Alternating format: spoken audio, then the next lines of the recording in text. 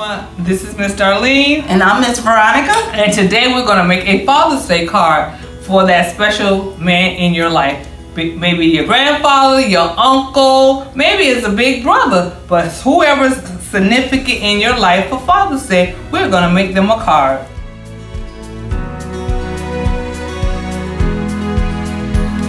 We have the construction paper that you guys can get. Me and Miss Darlene already started where we cut out a tie and put Happy Father's Day. So you will fold your construction paper over and make a nice card. And we have color cutouts, different color cutouts that you can cut out with your scissors. And you have your markers, glue, and your crayons. So we want you guys to be creative for Father's Day this weekend and just have fun and surprise that special father in your life.